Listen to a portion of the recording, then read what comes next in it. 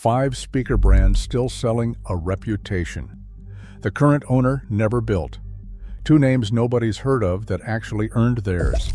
Check the crossover board inside before you check the badge. The repair shop opens the cabinets. Infinity. Infinity was founded in Los Angeles in 1968 by Arnie Nudell, John Ulrich, and Carrie Christie. 3 engineers convinced most speakers were compromising bass extension to save cabinet cost. The Infinity reference standard system combined planar mid-range panels with servo-controlled woofers, an active feedback loop correcting bass distortion in real time. It was built to prove a point, and for a decade, it did. Infinity was acquired by Harman International in 1983. Harman became part of Samsung's Harman division in 2017, an $8 billion acquisition that also brought JBL, AKG, and Harman Kardon under one portfolio. Prices mentioned are US-based estimates. Check your local market. The current Infinity reference, R263 floor stander, retails around $400 per pair. Open it, and the crossover uses electrolytic capacitors that cost roughly $2 to $4 each in bulk. The Infinity Kappa 9.2i, the one tier where servo bass engineering still shows up in the specification sheet, retails closer to $2,800 per pair, 7 times the price for film capacitors that cost $15 to $25 each, and a driver architecture that actually traces back to 1968. Same brand name on both boxes. A 7 times price gap tells you which one the engineering budget went into. Verdict. A servo bass pioneer from the 1970s, now selling a $400 pair with 1968's name and none of 1968's engineering, alongside a $2,800 pair that has both.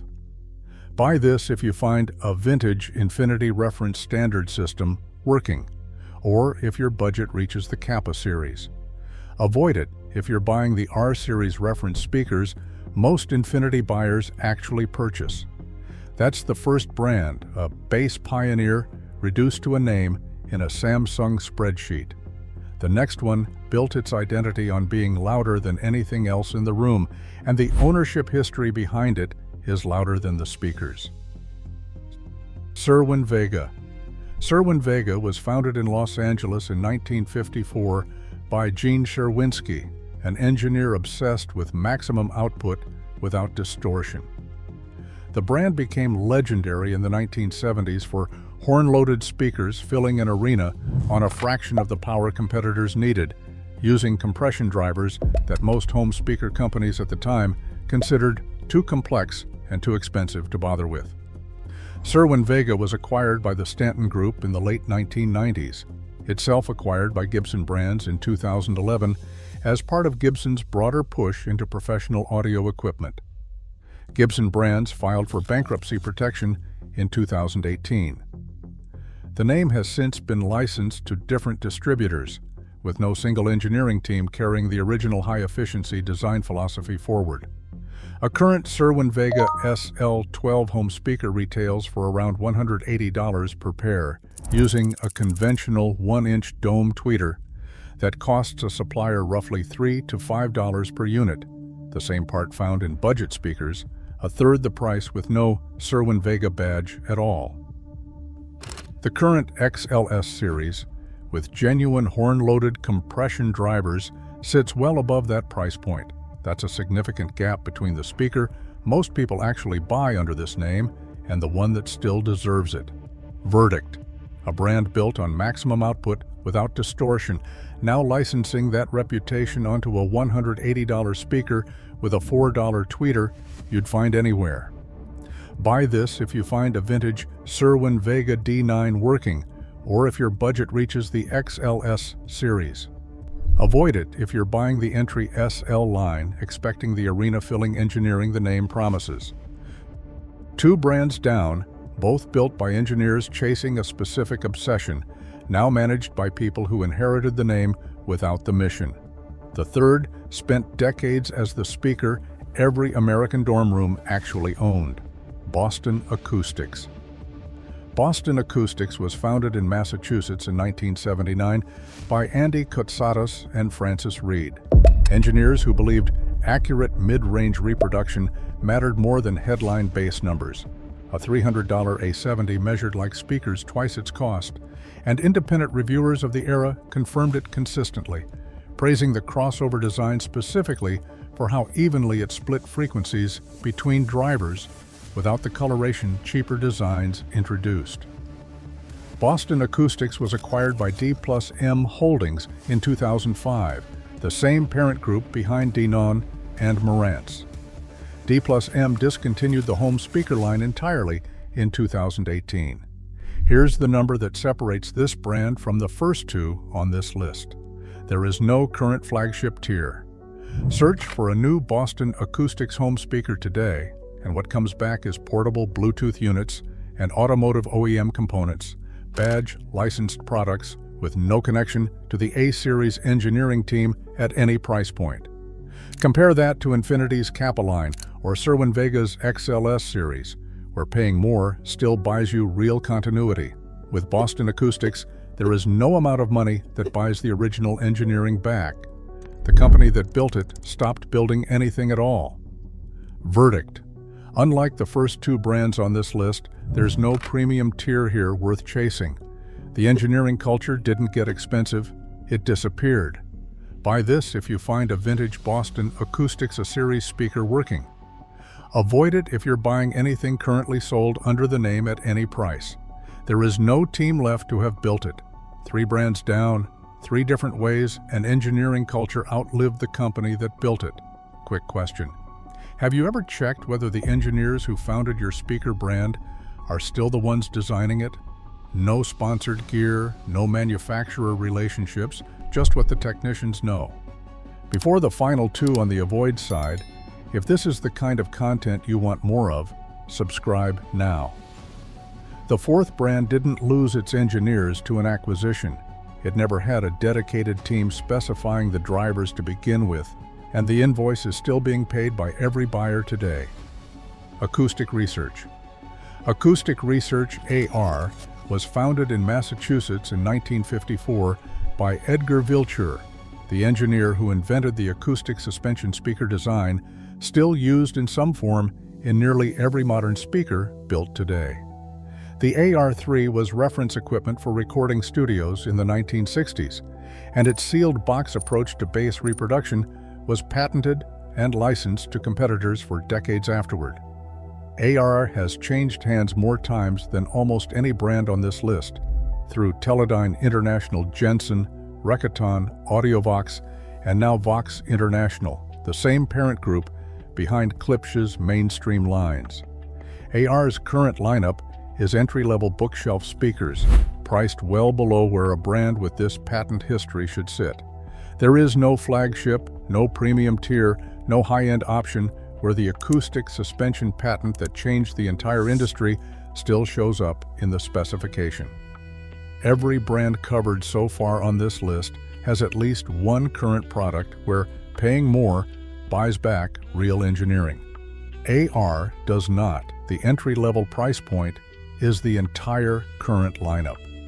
Verdict. The company that invented the technology inside your speaker now sells one product line at one price point with none of the invention inside it. Buy this if you find a vintage AR3 or AR2 axe working, genuine invention worth preserving. Avoid it if you're buying anything currently sold under the AR name. There's no higher tier to redeem it. 4 brands in, 4 different ways a name survived its engineers.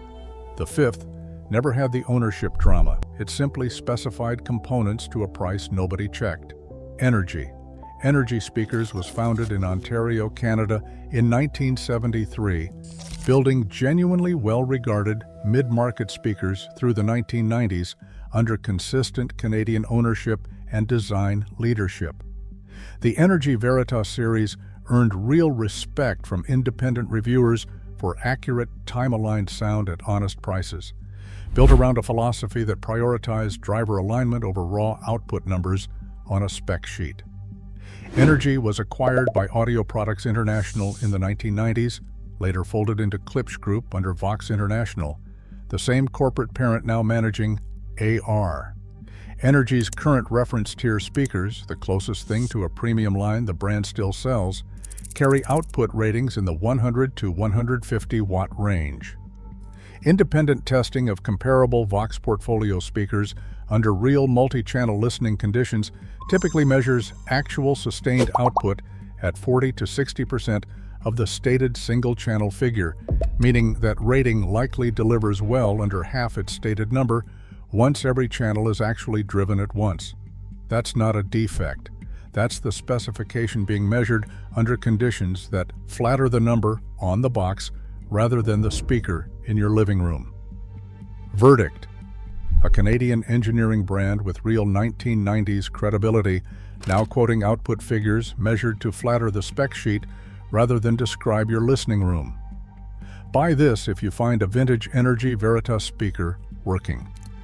Avoid it if you're comparing current Energy output specs against better specified alternatives. Read how the number was measured before you compare it to anything. 5 brands. 5 different ways to charge for engineering that left the building years ago. The technicians already know what they buy instead. Buchardt Audio.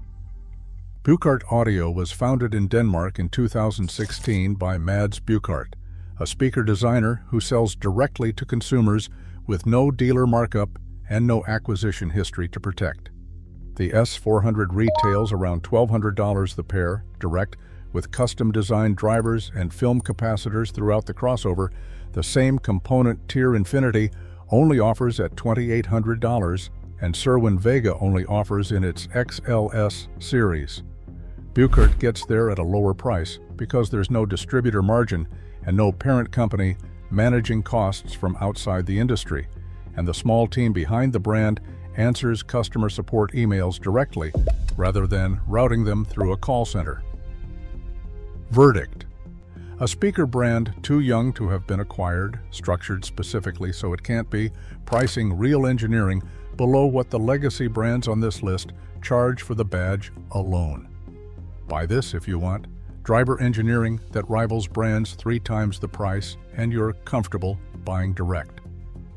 Avoid it if you need to audition before buying. Buchardt's model depends on a trial period, not a dealer network. That's the first brand that earns what it charges. The second rebuilt a legendary name from the ground up after the company that owned it collapsed entirely.